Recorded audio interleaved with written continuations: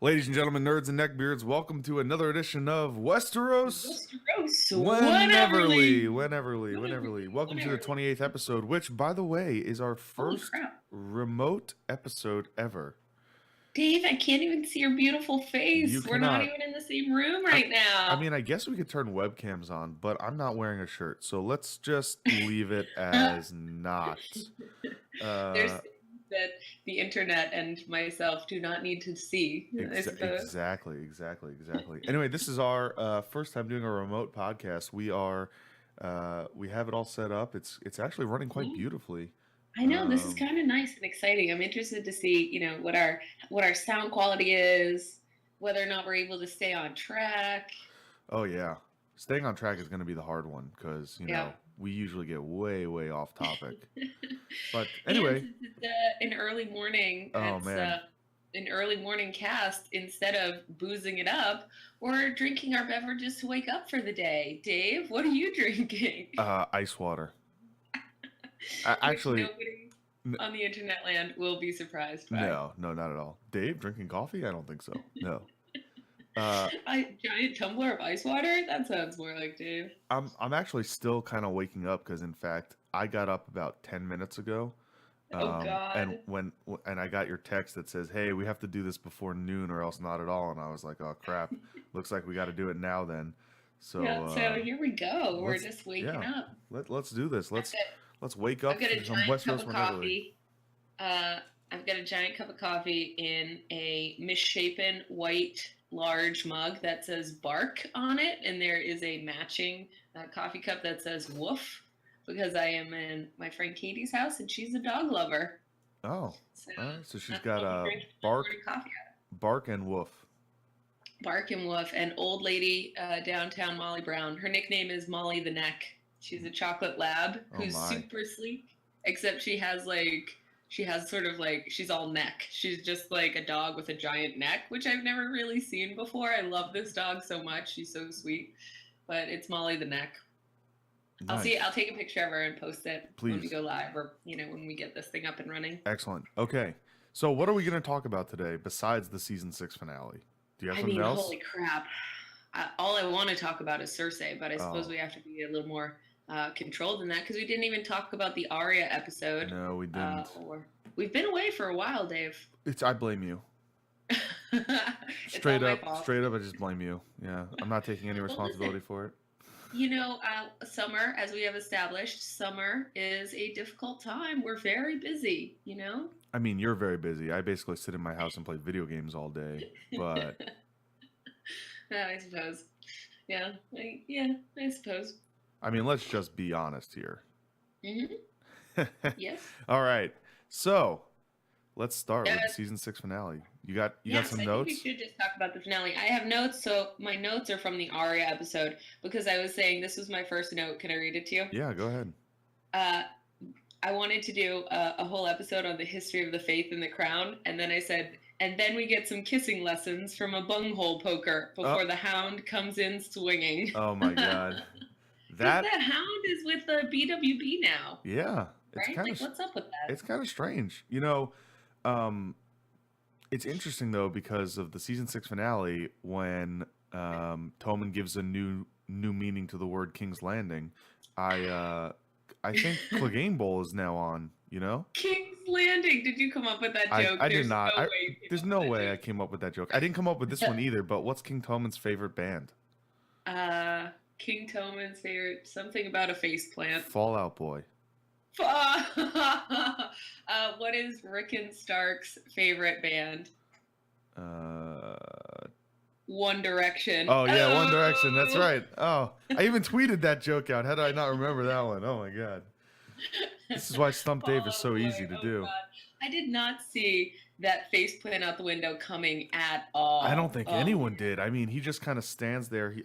The great Septa Baylor blows up. In amazing fashion. Oh my God. I'm gonna say, I love this Cersei. I love this version of evil Queen Cersei. It's totally different. Super evil. Yep. but that And was like some baller shit. She apologized for her behavior. We're seeing more fluidity of character, more character growth in, of all people, Cersei Lannister, yeah, than anybody else, I think, in this whole season. Like, she's really evolved. She tried to do it the right way and talk to Olenna about joining forces, and Olenna threw her apology back in her teeth, and then she literally blew up everybody. That was some wildfire. You think she planned for like Lancel to go down and find it too, or you think that was just a happy coincidence? Oh, I don't know. You know? I mean, maybe Because the maybe kid, the show is telling us that he did, because the kid was like making eye contact with him yeah, specifically. yeah, that's what I was thinking. That would have been baller. It was, I mean, it was epic. I mean, and the Oh best man, part and about did it you is, think? I mean, Marjorie is smart. She figures it out, right? Yep. She's like, Yep. "Hello, Cersei's not Yep. here. That's an issue. We need Yep. to get the fuck out of here." And we have been talking, you know, what is Marjorie's long game? Like, she's doing something, and it seemed to me I had wanted at the end of the Arya episode, whenever it was, like an episode back, to talk to you about this, because you and I were trying to like pick at her threads. Like, what is her game here? Why does she hand that rose note to her grandmother? What is she playing?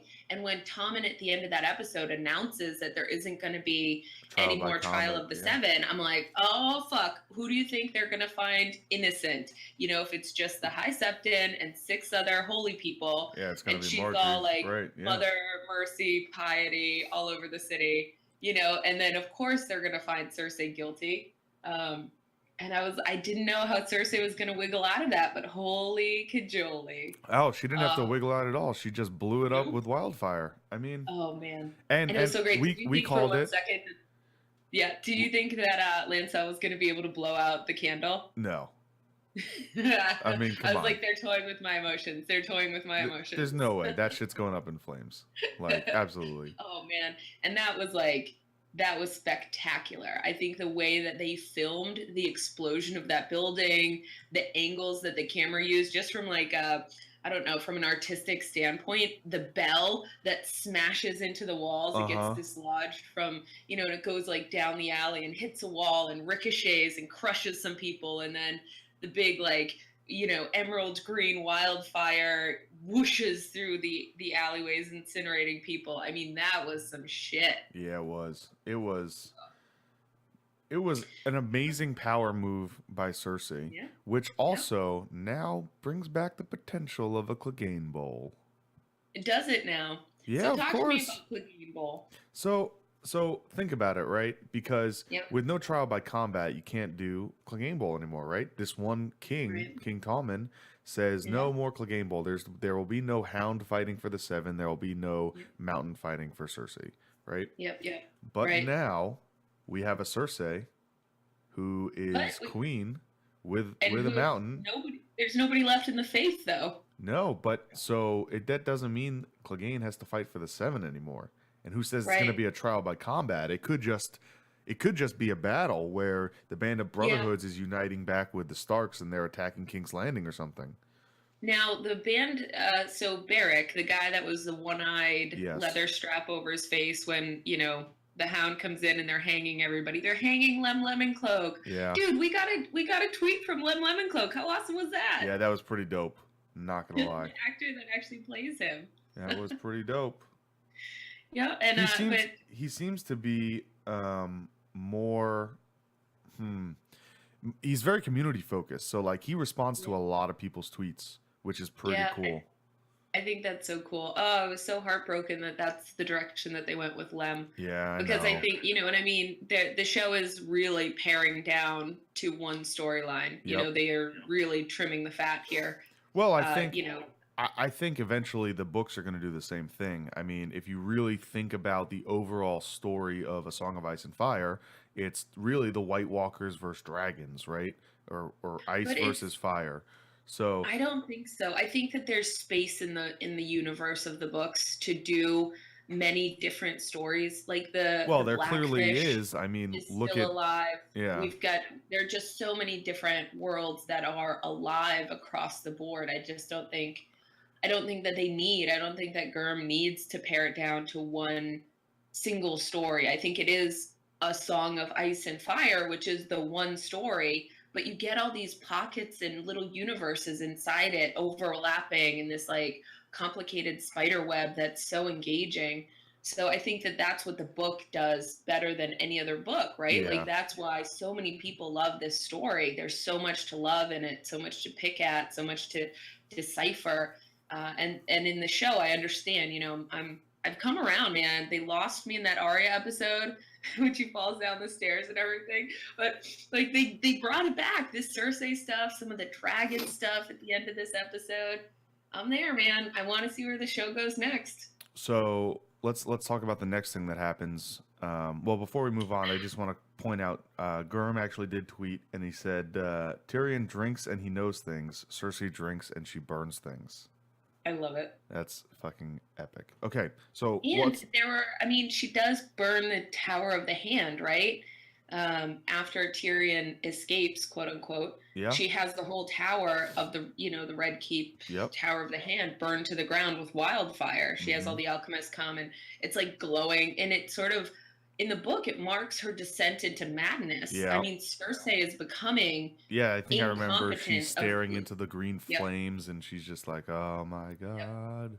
And it was alive, and I think Jaime is looking at her, and he's totally unsettled by what he sees in her eyes, and Jaime knows that he's the one that released Tyrion in the books.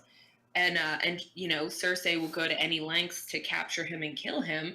Jaime doesn't know about the Valonqar prophecy, but he's seeing this alien violence, this madness in his sister and his twin that he finds and that we as the reader find really unsettling. And so he's like, I think it's from his perspective that we're seeing the glow, the emerald green wildfire glow in Cersei's eyes as she watches the tower burn. So there is a parallel in the book, but this Cersei in the show seems competent as fuck. And the one in the book is a disaster, going from one, madness to another, and she's only a chaos thing, Oh yeah, absolutely. And I think it's great though that we saw Jaime come back right as she's sitting on getting sat on the Iron Throne and getting crowned, and coronated, whatever. And did I tag you in the thing where it was like a picture of Cersei sitting on the Iron Throne, and it's like, I came here to to fuck shit up and protect my children, and I'm all out of children. I'm all out of children. Oh my God. It's like a Duke Nukem saying, oh my God. I love it. Came here to kick ass and chew bubblegum, and I'm all out of bubblegum. Oh man, Duke Nukem, throwback to like the original video game. Yeah. I'm a video game nerd. I have to do that. Yeah, oh man. Back in the day I played some Duke. I blew up some pigs or whatever those bad guys were. All right, so let's talk about the King in the North now. Yo, God. Lead us off, Dave. Oh, dude. So, how great has Lyanna Mormont been? Holy shit. Yeah. So they're all sitting around and yelling at each other and trying to decide, if they're going to, I guess, lay their banners down to Jon Snow. And Lady Mormont stands up and just calls everyone out. Basically, it's like, Manderly, you're a pussy. Yep. Corbray, you're a pussy. House Glover, what were you thinking? Like, you turned your back on 1,000 years of fealty. Exactly. And loyalty. Yeah. And there was a lot of buzz on the internet about the role of the actor Wyman Manderly, because some, like the casting call, the description of essentially Wyman Manderly had been released, and so everyone was all a Twitter about what role we would see Wyman Manderly serve. And so it was a little underwhelming to, like, basically all he does is stand up and declare for House Stark. Yeah. So that was a little less than, because we've got the whole Great Northern Conspiracy. I know that they're not going to fold that in to the show, but I was hoping, that we would see maybe some Manderly leadership, or just some, like, I don't know, a wink and a nod to the book readers. Well, I don't think we got that. Well, I think we got it a little bit with Arya's pie. Yeah. Oh my God. So much. I did not see that coming at all, dude. Did you? That was Manderly who had the phrase kids baked into a pie in the book, right? That's right. Yeah. Yeah, So that's right. I mean, I think that was a little bit of a nod to the readers, which was awesome. Yeah, I did not call that being Arya. You know, At I all. thought it was just a serving wench, Yep. until she brings the pie, and he's like, "Where are my sons?" At And what point did you start getting that prickle on the back of your neck? as soon as he goes, "Where are my sons?" You know, And even then, I was like, I don't have any idea. I'm like, this is crazy. In my head, I'm like, of course there would be serving people and his sons and their wives and kids. Like there would be a ton of people around. yeah, You know, unless he's eating alone in his solar, Lord Frey, which he isn't. And so I'm too busy trying to like decode the background than to focus on the characters that are actually having their scene. Like that's just the thing about me, I think. and But then I it was just totally didn't great. see it coming until she pulls off her face. Like the moment of the reveal was the moment I was like, "What?" Yeah. The greatest part about that is her saying, she's like, "I wanted you to see a Stark as the last, Yeah. a Stark smile before, the last thing you see before you die." And it was super creepy when she's like, "Your sons are here. Yeah, They're right here, my lord." they're right here.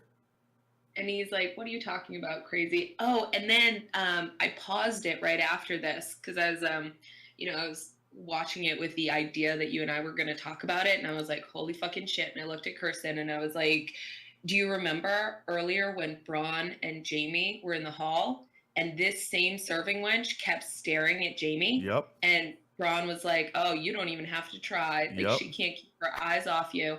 And I was like, "Oh, I thought it was just lip service to how handsome he is." Exactly.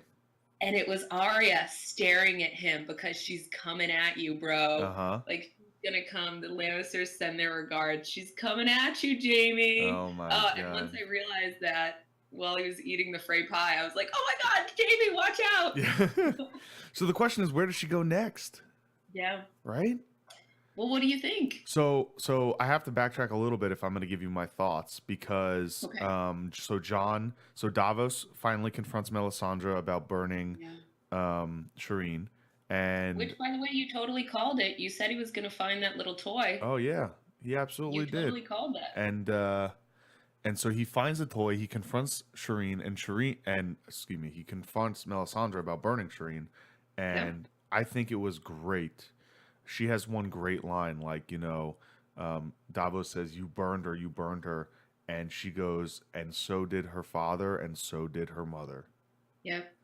Because in reality, she's not the only one guilty of this, right? Yeah. Stannis went along with it, I forget Stannis' wife's name. Stannis' wife's name basally went along with Selyse. it. Yeah. Selyse. Queen Selyse. Of the mustache. She goes of the mustache. She goes along with it too, and so that was kind of epic. And then Jon Snow is basically like, "Fuck, what do I do?" But I think he made the right decision, and he banishes her. You do. I was gonna ask, what do you think of his banishment? Do you think it's strong enough? I mean, she did bring him back to life. She did bring him back to life. I think she did. I think she really did feel bad about it. I mean, you can see it kind of in her eyes. She's like, "Look, I made a mistake. You're the prince that was promised, not Stannis. The Red R'hllor has never been wrong. It's just my interpretations of it." And I think she was wholehearted. I mean, even in that one episode where she takes her necklace off, you could like really see she's like, "Holy shit! I made a huge mistake." Yep. She feels like what is it when you believe so much in something, and then it's not that your God has betrayed you, maybe forsaken, or like there's some sort of like an existential crisis of what am I? What have I done? What if it's all for nothing? And she must have been feeling that. I think she was feeling that before she brings Jon back, before the Lord of Light brings Jon back through her. Yeah, absolutely. And it's interesting because he wouldn't be making that, like he wouldn't be alive, and unless it was for Melisandre. And now here he is being asked by Davos to kill her, to hand her over to be executed. Yeah. So that's an interesting moral conundrum. Yeah, and I think he picks the right choice here. I think he says, "Look, you know, and I think Davos understands, right? Because, you know, he's mad obviously, but you know, he Yeah. doesn't argue afterwards. He just says, then again, I mean, Davos is super loyal, so he probably wouldn't That's argue with his king. yeah. But I mean, he would advise, you know, Right. truthfully. So if he really thought that it was a better decision to kill her than to let her live, he would have said so, I think. Yeah. Um, Yeah. but he does say, you know, if you're ever in the North again, I'll kill you myself to Yeah. Melisandre. And I Melisandre's know. like, oh, okay. So anyway, Yep. talking about her, I think she's gonna leave. She obviously leaves the North. She's heading Yep. south, Yep. and I think she's Yep. gonna meet up with Arya. Yeah, I think so too. There That's where was I think uh, she's at. there was a great scene where Arya meets Melisandre earlier in the series. Now, I Um, don't know about this because I've been watching it for this season pretty much only. yeah, so I So, tweeted out the clip of it, right? yeah. The pictures, and those are the words, and basically just Yeah. a Yeah. summary. It's like, you know, Arya meets Melisandre, and Melisandre's like, "Oh, I see much darkness in you. You know, I see many eyes." You know, basically foreshadowing that she's going to be a faceless man and have different faces. Yeah. Yeah. Um, and then she says something to the effect of, "We'll meet again." You know, Arya Yeah. or whatever. And so uh, I think that's what's gonna happen. I think Arya is gonna meet up with Melisandre. It's hard, right? Because as a book reader and, you know, a person that loves the story, we're off the rails. You know, they have really I think the show was sort of diverging from the source material, you know, to greater and lesser effect throughout the 5 seasons leading up to this season. But now they have actually run out of most of their source material. So Yeah, even if they wanted to stay close to the original story, they can't. And so now it's, you know, it's a different thing. The show is a different animal. yeah, And I think it's gonna, you know, pull things, you know, maybe like Arthur Dane is a good example. We've got the Sword of the Morning, which they pull from the source material, but they give him 2 swords. So like they're taking things from the source material and modifying it for their purposes, reshaping the clay, and now we've got this different thing. And I like that I don't have the way it's supposed to be in my head, yeah. you know, already. And so because that feels like a violation, I I, feel like you could have done this better. And now it gets to just be its own thing and go its own direction, and I can just enjoy it, you know, for the things that the show is good at. that's And probably one reason why you've really liked this season compared yeah, to other seasons that you've tried to watch, is yep, because there's a lot of stuff that you're like, I didn't know that was gonna happen. I didn't know all of this extra yep, backstory, shenanigan, you know, awesomeness yep. to compare it to, which is awesome. So I And the think show we're gives us going into a great yeah. space. And they're sort of irreverent. The show has a sort of irreverence when it comes to teleporting for one, and then for mashing up characters. You know, Brienne and Sansa have not met ever in the books, Right. and they have, you know, a very real relationship in the show. And you know, same thing with like Bronn and Jaime Lannister. Bronn and Tyrion are the buddy comedy in the books, and Bronn never hangs out with Jaime, but they're sort of, you know, foils for one another in the show. And you know, I'm very interested in the Hound getting mashed up with the Brotherhood without banners and Beric Dondarrion's group. I think that that's really fascinating and interesting. And so we're getting interesting things. You know, they've got all the pieces from the game board, and they're just like, I don't know, it's fan fictiony to me. You know, like they get to just mash it up however they want. Yeah. And because I don't know what happens next, I don't know, I can just enjoy it more. So So they confirm R plus L equals J just to keep moving on, right? yeah, yeah. Keep us Um, on track, Dave. they confirm R plus L equals J in no words, but basically cinematically they confirm it, Yeah. right? They I show the thought that was baby, beautifully done. they show the baby, and then all of a sudden Jon Snow, and that's where we get to the scene where it's the King of the North, the King of the North, and so that's a huge, huge fan theory, which a lot of people thought, you know, come on, that's 100%. That's, you know, Yep, yep. that there's no way that that's not true. There's I just was too much evidence. Yep. I was glad that it finally put to rest the possibility that Mira Reed was a twin of John. Yeah. Yeah. Yeah, Which, I didn't buy you know, that. I didn't buy that. I just it, couldn't. I couldn't buy it. Yeah. it doesn't make any sense. It No, really doesn't make any sense. not at all. I mean, it doesn't to me. I understand, you know, where the theory came from and it had some legs, but it just didn't stand up for me. So that happens. Let's see what else is good. Varys is amazing. The Azor Ahai reborn under a falling star, a bleeding star. That's right. And what's the sword that Ned leans on the bed? That's right. It's Dawn, which is said to be made from a fallen star. Yep. And so there's a bleeding star, and it was covered in blood. So the sword that's made out of a star, which is covered in blood, is bleeding, and then the baby is born underneath, like the way that shot is framed. You know, you see, I mean, you don't see the baby coming out or anything like super graphic, but you see the bed of blood. You see the sword. It was sword, also interesting that there's a serving woman there. You know, we knew that she wasn't going to be alone in that room. It wasn't going to be, or at least I suspected she wasn't, Lyanna wasn't going to be alone in that room. We know that if it goes the way that the book goes, Rhaegar has already left her and his guards there and gone off to fight the final battle at the Trident. Correct. Which will become the Ruby Ford. Yep, exactly. Get what he could, you know, collect of the Loyalist army and go off to fight future King Robert in the Trident. But we knew that there were going to be those guards there, the White Knights. Nope, the King's Guard. It's early in the morning. Yeah, dude. It's early. I'm still kind of waking up here. Yep. Thanks for waking up with us, internets.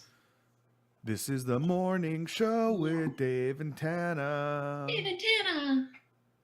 Get your coffee straight. Westeros today. The Today Show at Westeros whenever. Ooh. Something. We'll have to work on it. We could do this. The sun also rises. Good morning, Westeros. Good morning, Westeros. I love it. Good morning, Westeros. Thanks for joining us. Today's weather in Westeros is... Well, it looks like it's going to be a hot and balmy day down in the south, but up in the north, the winds of winter are coming, and it's going to be a balmy, cold winter. Also, there's a White Walker weather advisory. Be sure to not be outside when it's white out, because you never know when you're going to get stabbed with an ice dragon glass blade. The cold winds are rising. Yeah. Real estate in Dorne is on an uptick. We're really seeing a lot of people moving to the south. With the new alliances of House Tyrell and House Martell, we're seeing a new prosperity in the area, and it looks like real estate prices are skyrocketing. Listen, I'm all for ladies leading the way, but I'm just not sure I can put a lot of faith in the Dorne Tyrell alliance. Well, against evil Queen Cersei. Who even is on Team Cersei, right? Like, who does she? Come on, no one is on Team Cersei. There's no possible way anyone's like, oh yeah, Cersei's the best. I mean, don't get me wrong, she's a great character, right? She's very well character developed. She's a necessary evil, and her actions have all been, you know, good things that I wanted to see. But I'm not rooting for her. I'm rooting for, you know, Jon Snow to stick a nice blade through her heart and make, you know, the new Valyrian steel, you know, whatever that sword was. I forget the name now. Awesome. Temperate Lightbringer. Yeah, Lightbringer. Thank you. You know. Yeah, but you know, the legend of Nissa Nissa has her as a willing sacrifice, according to the R'hllorists. I know. But it has to be Jaime, right? Like Jaime, I suspect, and I will be a little bit heartbroken if the show doesn't go this way, but I think they must.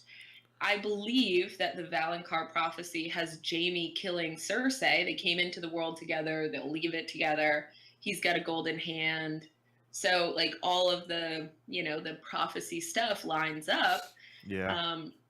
You know, Brienne is the beauty that takes away everything, you know, whatever. But you saw that look in Jaime's eyes when he's, like, sort of uneasily looking at Cersei sitting the Iron Throne and looking every bit the evil queen. So maybe in this next season we see them finally drift apart. Yeah, but unfortunately we gotta wait a whole damn year. till we get the next. I mean, and because HBO doesn't release them all at once, you know, the Netflix way that we actually have to wait to see every episode. Yeah, it's gonna be rough. They're gonna drag it out, man. Gurm better release a book before the next season. I mean, that's the only way he's gonna hold any of us over. He did an interview with Stephen King. Did you see this recently? Oh, and he says, "I wish I could write as fast as you," or something along those lines. Yeah. What's your secret? He's like, in 3 months, you know, or in 6 months, he has written an entire book. Stephen King has written an entire book. And Gurm was like, yeah, in 6 months. I'm like, oh, that was really good writing. I almost got 3 chapters done. Yeah. That was really good months for me. You know, Stephen King has come out with an entire book in that time. Yeah. It's so funny. But I'm still firmly in the George, take your time. This is a great book. I'm enjoying it very much. Take your time. I mean, I just want it. I just want it before he dies. You know, I want it completed before he dies. He could leave us wanting more, I suppose. That's such a shitty. Like, can you imagine? You know, every time you go somewhere, somebody's like, "Dude, are you gonna die before you do this?" Like, that's so you know, shitty. it happened to the Wheel of Time author. I forget his name. I haven't read the series, but people have been telling me I should. He died before he could finish his story, and actually his estate, collaborated with a friend of his to finish the books, because and that's always problematic. I'm sure he had manuscripts and notes and certain chapters finished and others, but like, it's just never the same. No, yeah, absolutely, yeah. Anyway, where were we in the discussion? Let's see. We were talking about. Let's see, the weather forecast. Jamie's gonna kill Cersei. King in the North. We haven't really jumped into the King in the North stuff. Jump us in. What else you got? I mean, what do you think is gonna happen? Chills. I mean, it's obvious that they were doing a callback to the Robb, scene. Robb, King in the North. But you know, and I didn't see that scene. I mean, I saw a clip of it as you and I were talking. We went back for some reason. Maybe it was our conversation about the not the Worry and the Null. What's the other family? Glover? Not Glover. Umber.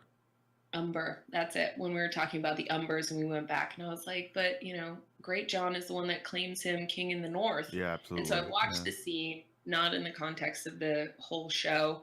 And there are some like haunting similarities. I know they're doing that on purpose, but it totally worked on me. Oh yeah, I got chills.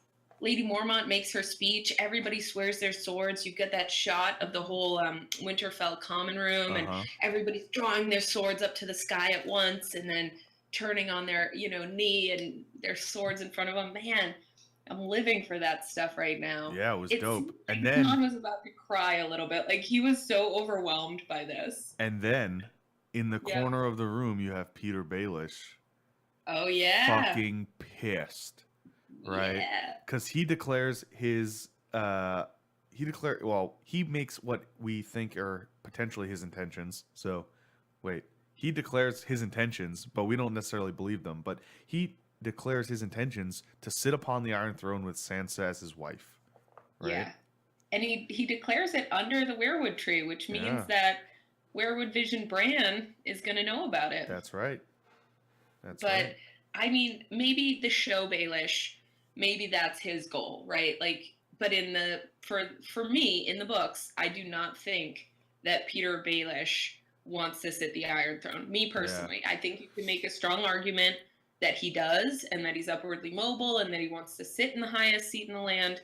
But I think he works better behind the scenes and can, amass fortune and power and become indispensable without ever having to be the figurehead. Oh yeah, absolutely. He's sort of the puppet master, and the king would be the puppet. Yeah, he's done a great job of that. What's amazing though is the actor who plays Littlefinger, who plays Peter, does such an amazing job. He says that one scene where he's talking to Sansa, and he's just like, I have one goal, and every action I take, I ask myself, will it bring me closer to that goal? And if it's a yes, I do it, and if it's a no, I don't, type of thing. Oh. And I can And see then him. Sansa sorry to interrupt, Sansa No, stepping please. up and basically shutting him down. Like, Right? just being like, huh, yeah, well, you sold me the Bolton, so fuck you, and walks away. Oh, man. Yeah. And I'm like, what is this guy gonna do? Like what how is he gonna he doesn't suffer defeat, right? Like show Baelish doesn't suffer defeat. And so he's always scheming, and they give us those long looks between Sansa, who kind of looks uncomfortable, and Baelish, who just looks scheming in the corner while everybody is declaring for Jon. So play it out. What do you think? Oh, I mean, man. what do you think? I don't know. I mean, I don't think I don't want to say like Peter Baelish murders, Jon Snow and tries to take power for himself. I Yeah. don't see that happening. Right, because nobody would follow him. Right. And at the same All it would accomplish is getting every sword in the north at his neck. right, right. And I don't know, is the Vale gonna stay in the fight? I mean, obviously they have to stay in the fight now, but Yep. um, you know, do they just declare for Jon and they start going south and start trying to take over River Run, or Yeah. I don't know. Maybe that's where they go. Maybe Sansa's like, "Hey, we have to get my home, my mom's home castle back," and Yep. they go south to River Run. I I mean, tend to think what happens with the Freys too? I mean, the Walder Frey is dead, but he's got thousands of kids.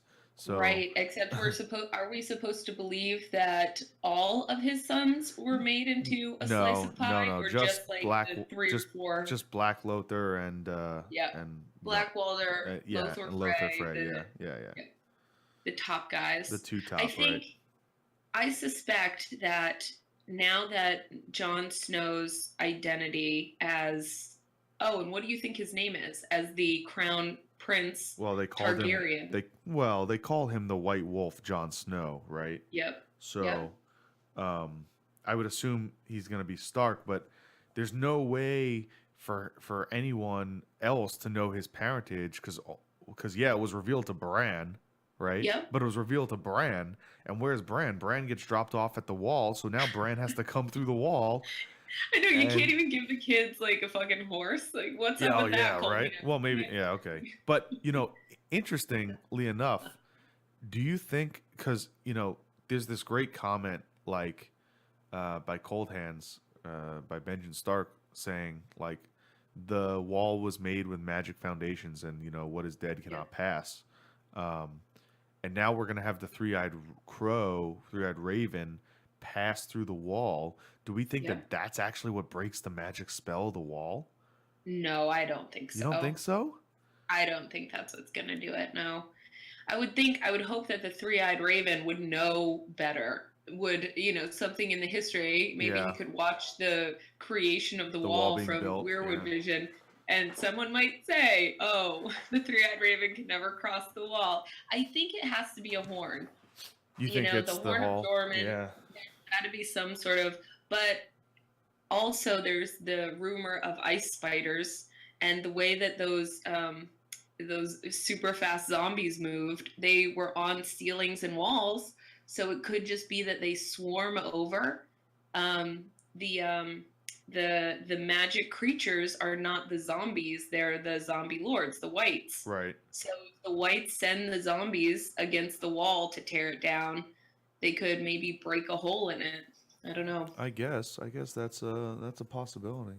We're gonna I have mean, to I wait and don't know, find but I out. think I mean, I wonder if John's, now that he's been revealed in the show to the viewer as the, Targaryen heir, yeah, as the son of Rhaegar Targaryen, he should be, I mean, he is the one that should be ruling the Seven Kingdoms, right? Like he is a crown prince. that's true.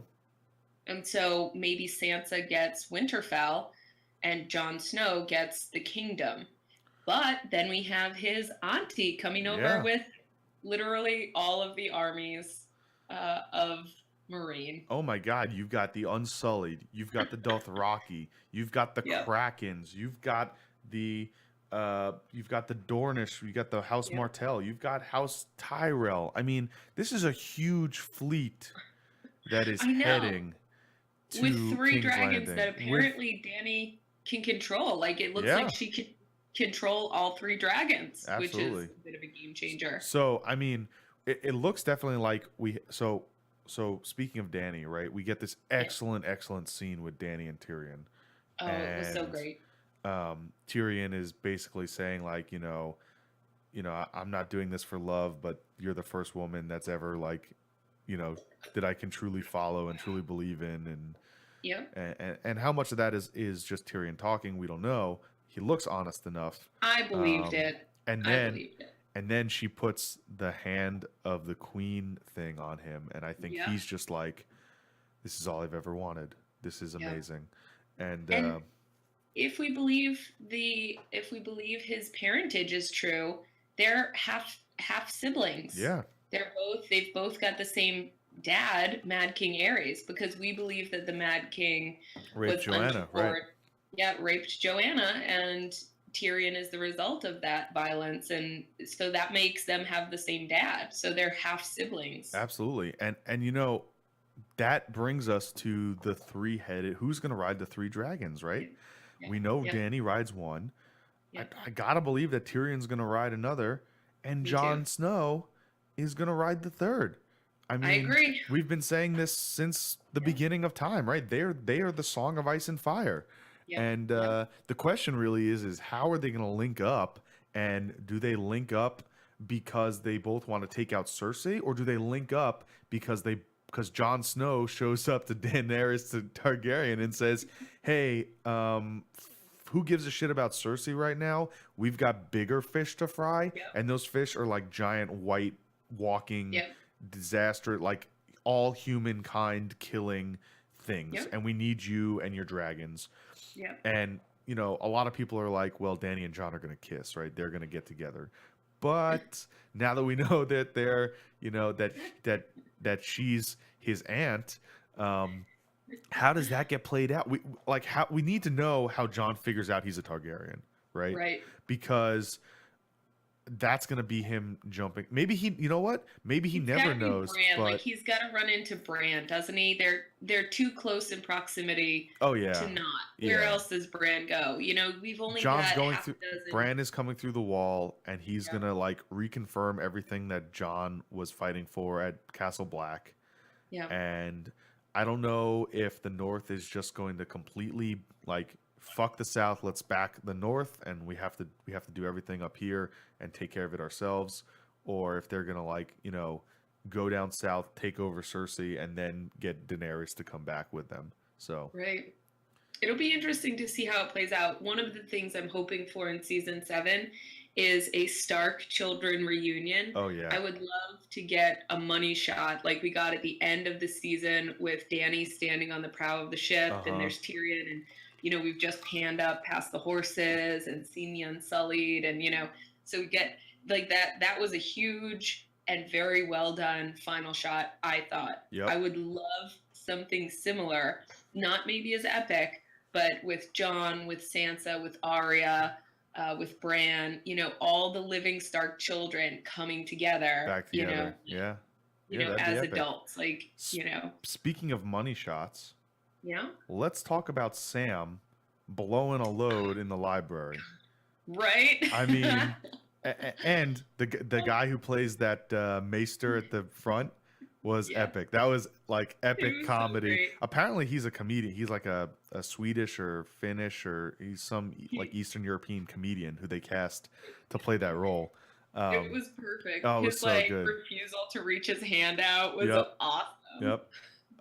We have Master Aemon as the Maester of Castle Black, and Lord Commander Mormont. Yeah. And he's like, and then he just like crosses it out. The names out. Yep. Crosses it out and goes, "All right, you're permitted to use the library. No women and children."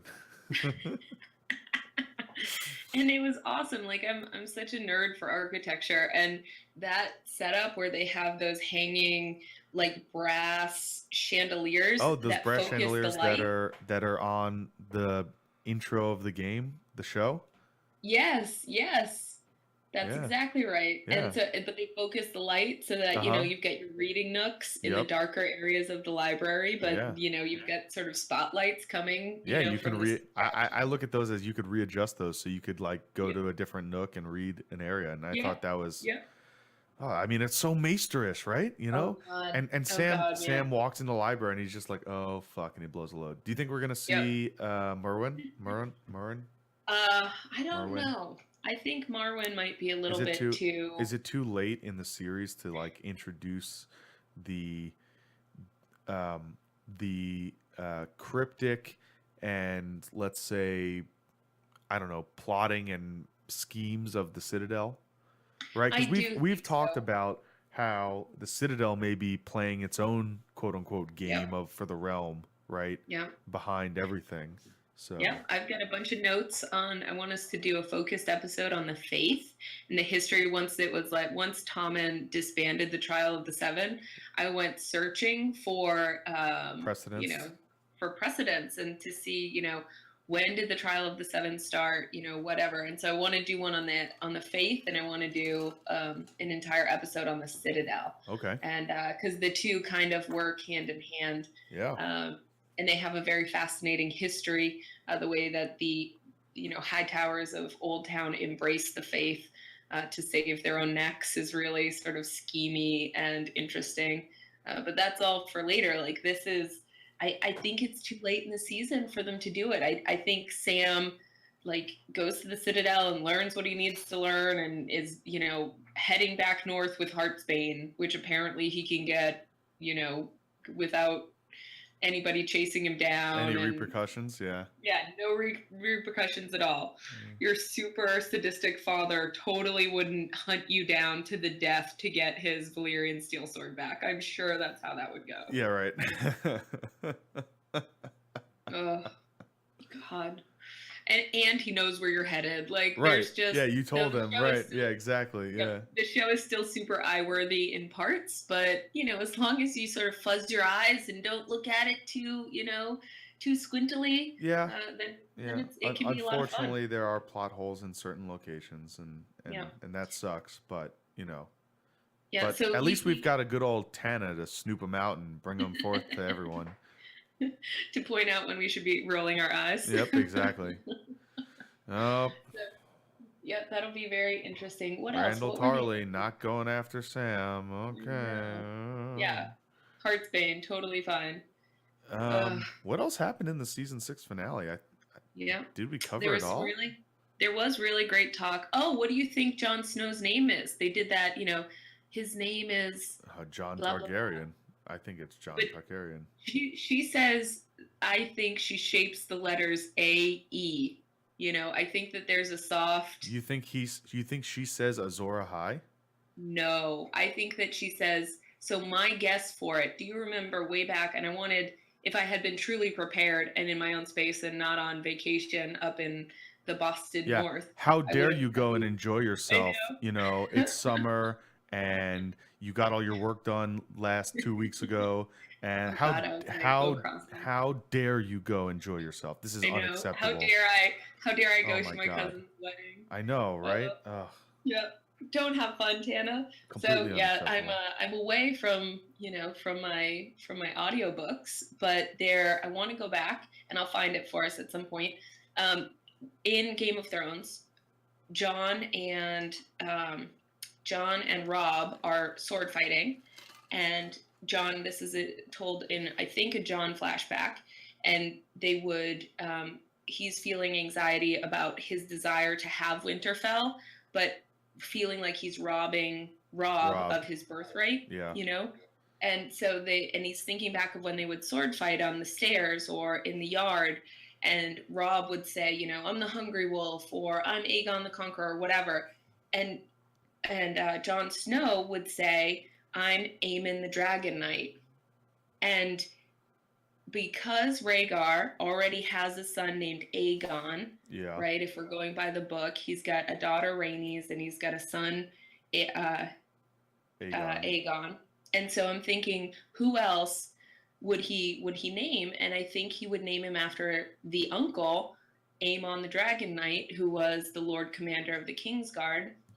at one point, and there's a great history, and we can, I would love to delve into that, but I think that Lyanna might very well have named Jon Snow Aemon the Dragon Knight, and I think that there might be some textual support for it. And wouldn't it be funny that one of Jon Snow's heroes growing up was Aemon the Dragon Knight? Yeah. So he could be a second coming of Aemon the Dragon Knight, who is this very honorable, and they have a lot of parallels. Like Aemon the Dragon Knight became a Lord Commander of the Kingsguard to protect his brother, right? And I think the brother he protected was the shitty Aegon the Unworthy. And so he dies protecting Aegon the Unworthy. And there's some theory, some speculation at the court at the time that the Dragon Knight, Aemon the Dragon Knight, was in love with his sister Nerys, who was married to their brother Aegon, but Aegon mistreated Nerys and cheated on her all the time.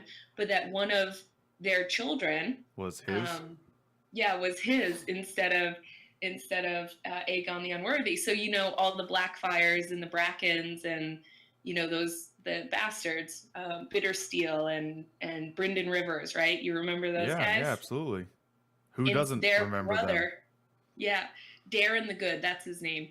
They think that Daeron the Good was the son of Aemon the Dragon Knight and Nerys instead of actually the son of Aegon, which would be great, right? Because then you've got the son of the good ones going up against these usurpers who are actually, it's all the same bloodline, but different dads, so it's a little bit different.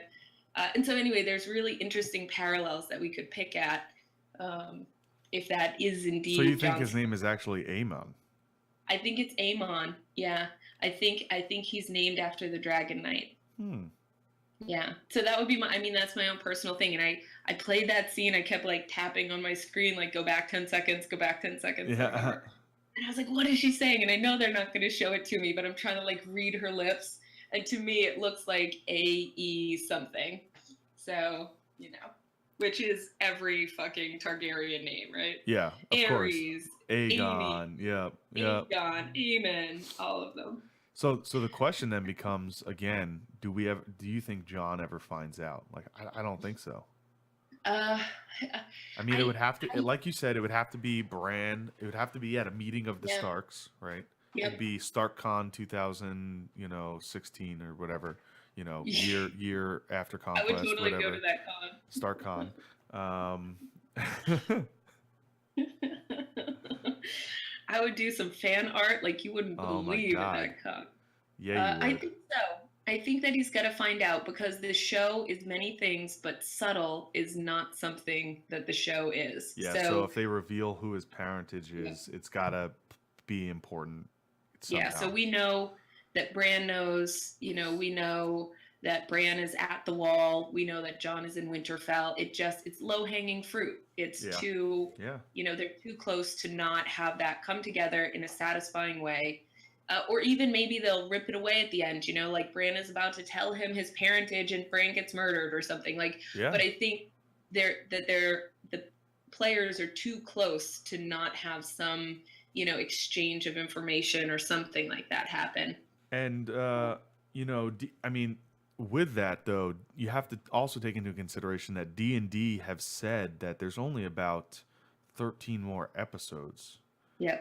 Right, total. Yeah. So it looks like we're going to be having two shorter seasons, right? Like a 7 and an 8, or an 8, or a 9 and a 6, or something along those lines. Yeah. And it'd be, 4. Sorry, I do math in my head. Thinking of who's going to go after Cersei, Olenna Tyrell survived, right? She was off in Dorne, connecting what remains of her army. Now, we know from the book that Willis Tyrell, there are other Tyrell heirs. Right. And so maybe she'll be able to muster an army, but we're going to get an army of spearmen from Dorne and some Tyrell and Reach lords, marching on King's Landing? Is that what we think is going to happen? They're going to go after Cersei? I think it makes sense that the Dany fleet comes straight for King's Landing. I don't think they go anywhere else, Yeah. Maybe they take, maybe in the show they take Storm's End, because, you know, fake Aegon had taken Storm's End in the book. Yeah. So maybe they land there and they take Storm's End, and then they move from there. But I mean, I don't see a reality where they don't, you know, go straight to King's Landing and just maybe they link up. It could be that they link up with the Tyrell army and sort of the new usurpers. Yeah. To dislodge the Lannisters from power, but it's just Cersei doesn't have an army, so it's going to be all of the universe against Cersei Lannister. It's interesting you say that, because if you think about it, that's 100% true, right? Yeah. Who does Cersei have? And you know, some would say they have the Lannisters, but Jaime is not. I mean, Jaime's Lord of Casterly Rock now, right? I mean, I don't know. He's supposed to be a White Knight. Right, but he gets, you know, abstained or whatever, absolved of his duties to that. So who else could be Lord of Casterly Rock? Sir Kevin? Yeah, I mean Tyrion. It's Tyrion's birthright, but they don't know where Tyrion is. Right. But so right now in the show, for all intents and purposes, Jaime is Lord of Casterly Rock. Yeah. And I mean, you know, he makes that great comment to Walder Frey, which is like, you know, Walder Frey is trying to celebrate their victory, and Jaime says something along the lines of, you know, we have this alliance, but when we gave you the reach, but if you can't hold it, and we have to come and take it back for you every time, then what's the point? Yep. Why do we want a weak ally? And I thought that was a really great, you know, conversation between the two. I really like that a lot.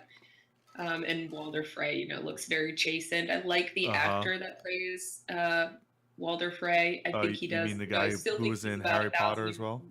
Yeah, I think he's 1,000 years too young. Who was he in Harry Potter? He was the groundskeepers with the cat. I forget his name. No wonder he's like so slimy.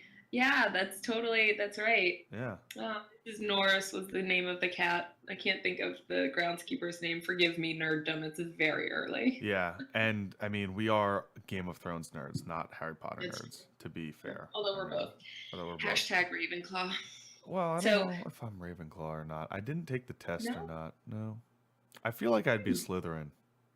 Yeah? I don't know why. It's so funny. When Kirsten and I first started dating, you know, she and I both really liked Harry Potter, and so we're chatting and like having ice cream one night and whatever, and I was like, what? I was like, that's really interesting. I don't know what house you would be in. You know, a lot of people, I like Gryffindor, but I think I would definitely be in Ravenclaw. Yeah. And I was like, you could be Ravenclaw because you're really smart, but I just don't see you in Ravenclaw. And I'm like, you're definitely not a Hufflepuff. I don't think you're in Gryffindor. I was like, what house would you be in? And she stops what she's doing, Dave, and she looks at me with this like stone cold look, and she goes, Tana, I would be in Slytherin. And I was like, and I was like, at no point in my life did I think anybody would self-identify as a Slytherin, let alone somebody I was dating and in love with. And I was like, like everything inside me shriveled up. Oh, it was so. I mean, not all Slytherins are evil, okay? That's exactly right. And I was like, oh my god. So yeah. So we just happen to be awesome. Awesome and smart. I mean, that's really all I can say on that point. Before I have to, go turn you into I don't know, a dark kiss or Dementor or something. I don't know. I'm not. Anyway, back to Game of Thrones. Every Harry Potter nerd has turned off our podcast. Yep. They're just like, these assholes. Fuck these guys. Oh, it was so funny. So yeah, Cersei would definitely be Queen of Slytherin. Oh my god. Even just Wildfire. So green and silver, man. That's the way it goes. So I just can't see the world. So we have to assume in the show, that Cersei has the Lannister army. Yeah. And yeah, she may not, but they've got to try to make it a fight, right? Like you can't, why would you go through all of this effort to set up an evil Queen Cersei with that separation of church and state amazingness? Like that was fiery, awesome. I didn't see it coming, Dave. No. I did not. Soon as Lancel makes eye contact with that kid, I was like, oh, Qyburn's birds are up to something. What is this? And then the kid goes like down the stairs. And I was like, oh my God. And as soon as I was like, they're going underground, I was like, wildfire. Are we going to see some wildfire? And they dragged that scene out where you start seeing little glimmers of green and it's very sort of in the dark. And he's like, come out of here, kid. And I was like, why would you go down there? You get stabbed in the back and he falls down and oh man. And I'm just like, this is the way to do this. And I was like, wildfire, she's going to burn the whole city to the ground. But it ends up just being the stuff that's under Baelor's steps. So the question is, right, you know, there's that scene where Cersei says something to Qyburn and says, hey, what's happening with our stuff? And he says, you know, our secret. And he says, you know, oh, I have something interesting to tell you. The question is, did they find these stores of wildfire that were put there by the Mad King, or did she have them put there herself? I think she found them.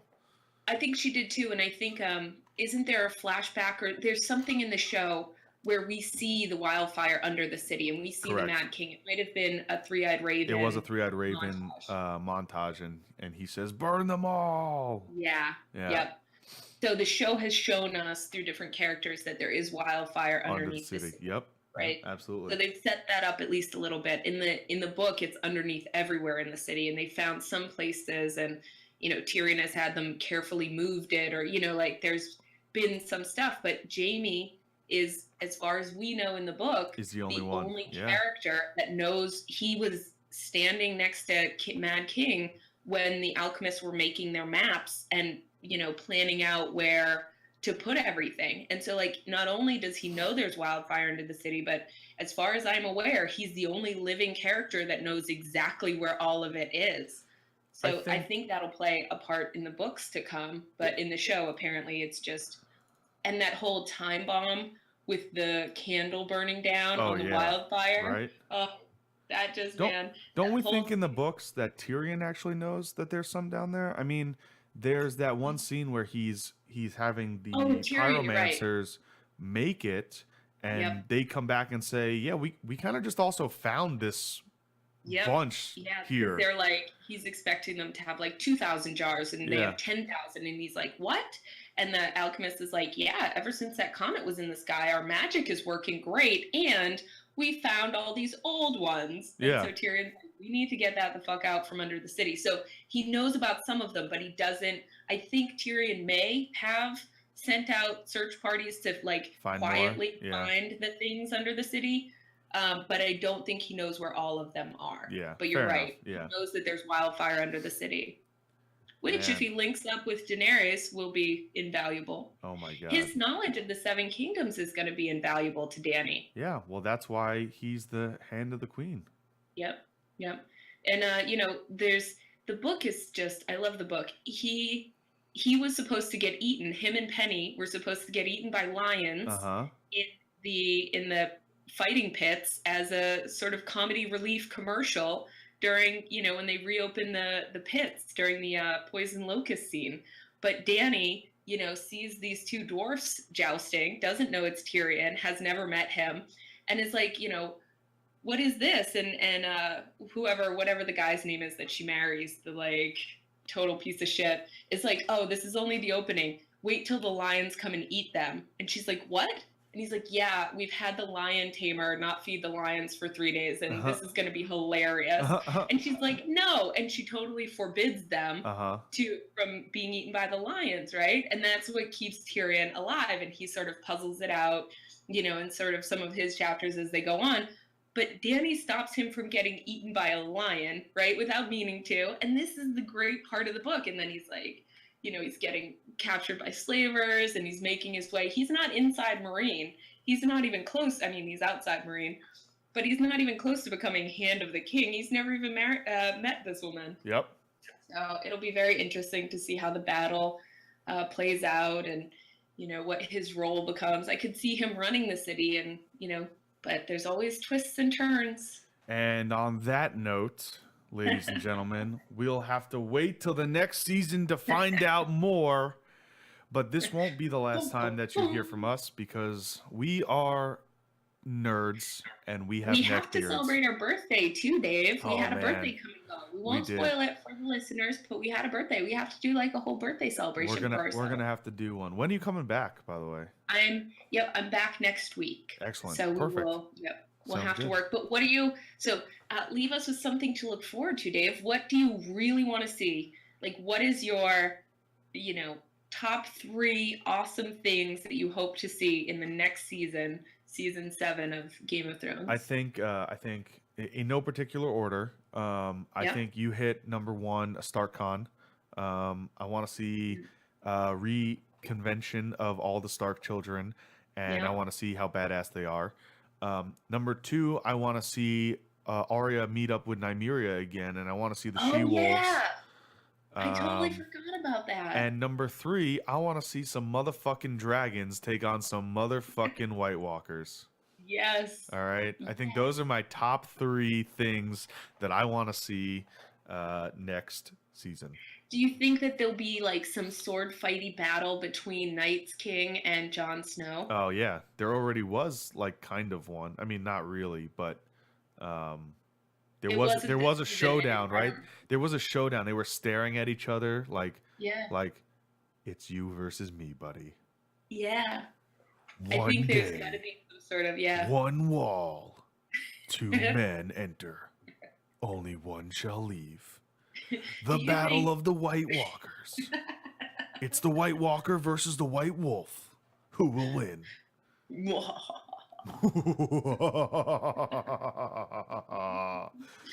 you think that the identity of the White Walker King matters? Because we saw that scene where Leaf or whoever puts the dagger inside his heart and turns his eyes blue. Yeah, I don't.